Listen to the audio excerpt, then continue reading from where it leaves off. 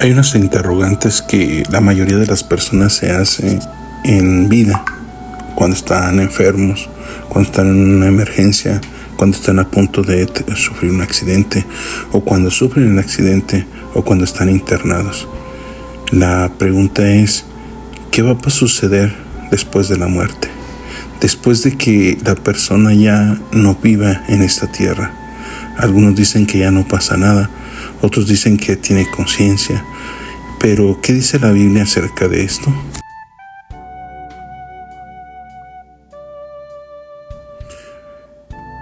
Después de muerto, ¿tienes conciencia?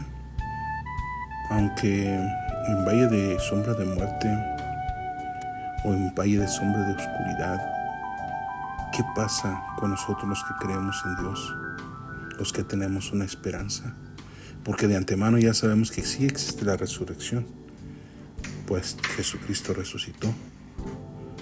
Pero en el estado del cuerpo que es descompuesto completamente, y qué pasa con el alma, la verdadera personalidad, la que ríe, la que sufre, porque el aliento de Dios, que es el espíritu de vida, vuelve a Dios.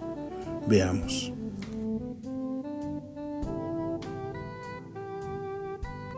El salmista David nos da un ejemplo muy importante en el Salmo 48:14, porque este Dios es Dios nuestro eternamente y para siempre.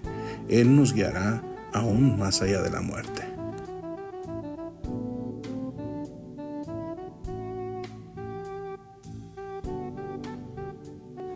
Nos deja más que claro que Dios nos va a guiar en vida, pero también allá en la muerte, más allá de la muerte. O sea que vamos a ser guiados también después de que no durmamos, porque así lo señala Pablo en una de las cartas paulinas, donde dice que los que muertos en Cristo no están muertos, sino que están durmiendo y están esperando el arrebatamiento de la iglesia. Porque es necesario que esto mortal se vista de inmortalidad. Y decía el apóstol, decía que no dormían, sino que están esperando. Dice que no precederemos a los que durmieron en el Señor. Veamos lo siguiente.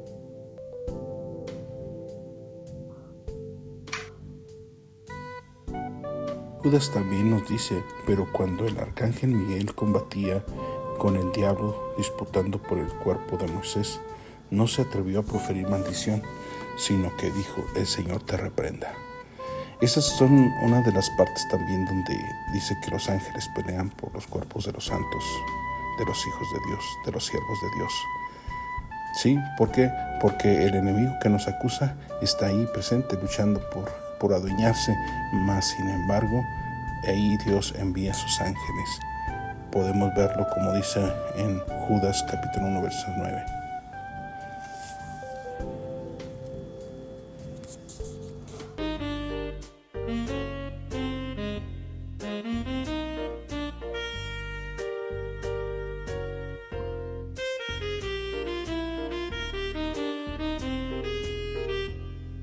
Este mensaje relacionado con quienes creen en Cristo, dice que los que creen en Cristo, aunque estén muertos, vivirán.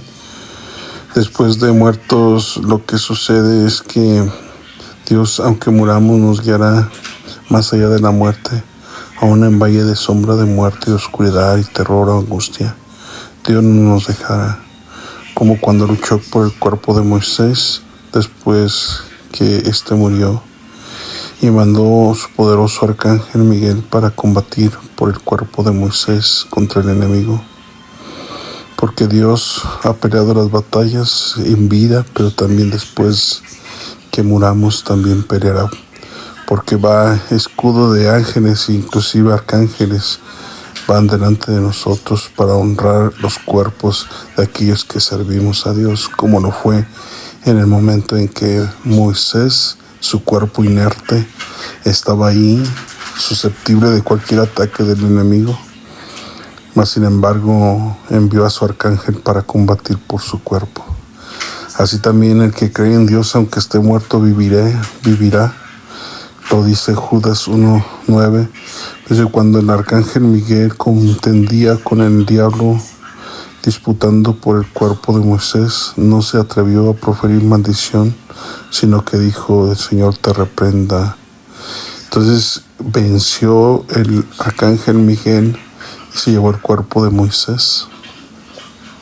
Así también Dios peleará nuestras batallas después de la muerte, porque el Salmo 48:14 nos dice: porque este Dios es Dios nuestro eternamente y para siempre, Él nos guiará aún más allá de la muerte. Lo que dice Salmo 48:14, esto nos deja entender lo que sucedió cuando Jesús, el tercer día que murió en la cruz, que dice que al tercer día resucitó.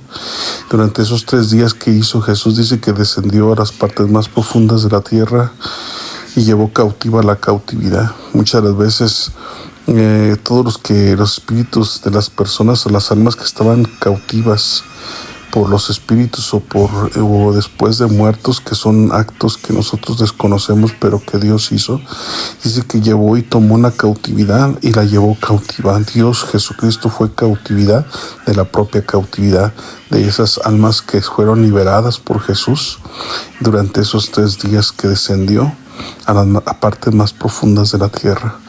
Por lo tanto, todas aquellas personas fueron libertadas. Así también Dios ha venido a ofrecer libertad a los cautivos y dar vista a los ciegos, a pregonar libertad a los oprimidos. Dios vino a quebrantar el lazo o las cadenas, a quebrar esas cadenas de opresión del enemigo sobre toda la humanidad, tanto vivos como muertos. Por eso es importante que creamos que Dios se va a encargar de nosotros en esta vida, pero también más allá de la muerte, porque inclusive Él ha pensado en preparar una morada. Dice San Juan capítulo 14, dice: voy a preparar lugar para vosotros, para que donde yo estoy, vosotros también estéis, y sabéis a dónde voy y sabéis el camino.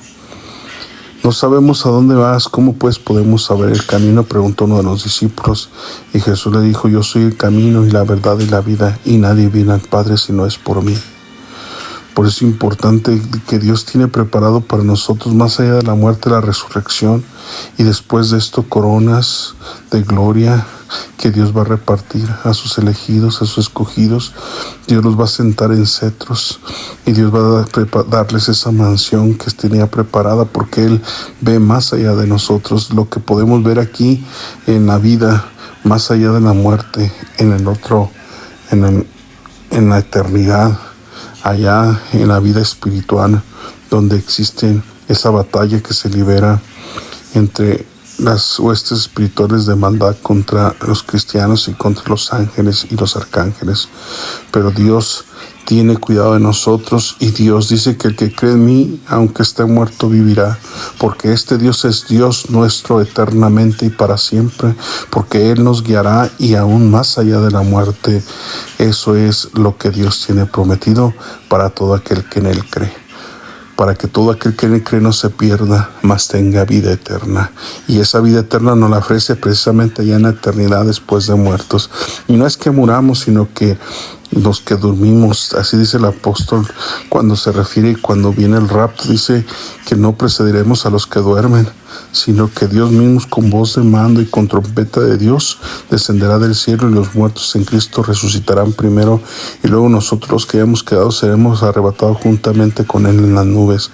Acordémonos del rico y Lázaro, como Dios sustentaba después de la muerte de su justo Lázaro, que fue sustentado. Mas sin embargo, aquel que era el rico en esa parábola, dice que ese rico estaba consumiéndose en esa llama. Y así nos deja una ilustración acerca de lo que va a pasar en la eternidad, porque Dios tiene cuidado de nosotros. Y si creemos en Él, confiemos en Él, porque Dios hará, y todo lo que promete es verdad. Y si nos promete en vida que somos salvos, el que oyere mi palabra y cree el que me envió tiene vida eterna. San Juan 5:24. Y no vendrá condenación, mas ha pasado de muerte a vida.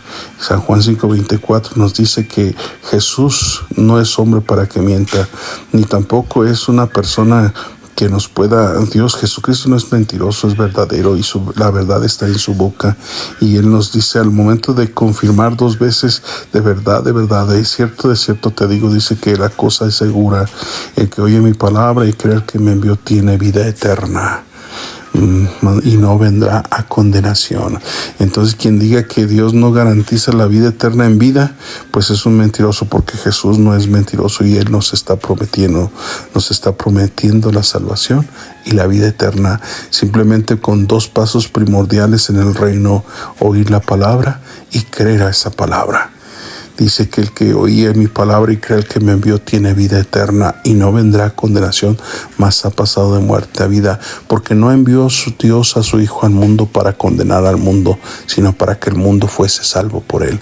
El propósito de Dios es de que nadie se pierda y que nadie perezca, sino que todos procedamos al arrepentimiento y seamos salvos. Porque de tal manera amó Dios al mundo que ha dado a su Hijo unigénito, para que todo aquel que en él cree no se pierda, mas tenga vida eterna. San Juan 3:16. Por eso Dios te amó tanto a ti y nos ha amado y nos ha manifestado su amor. Ahora falta que tú y yo le correspondamos a Dios.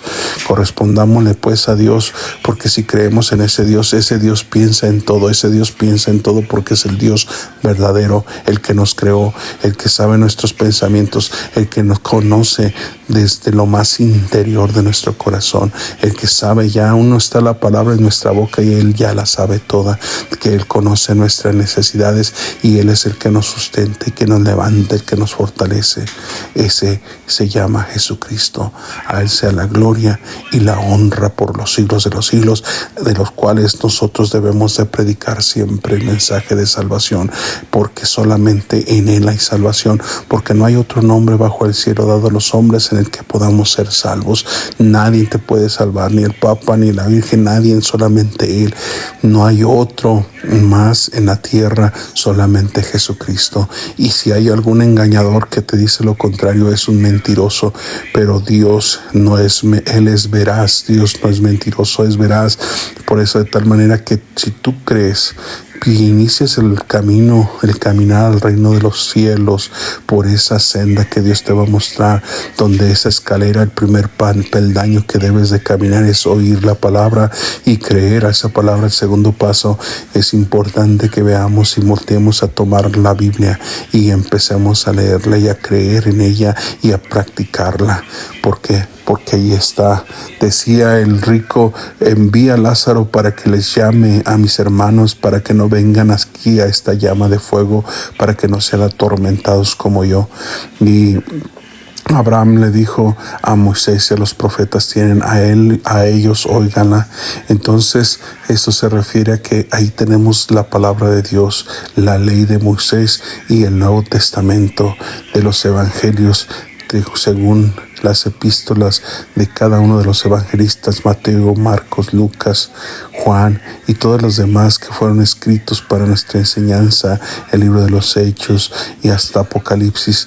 Todo eso da testimonio de esos 2 testimonios que fueron dejados aquí, que son esos testamentos que Dios nos ha dado, que son múltiples riquezas espirituales que Dios tiene preparada para los que le aman. Y si tú le amas hoy y quieres demostrar ese amor, hoy es importante que empieces. Hoy es el día aceptable, el tiempo de salvación.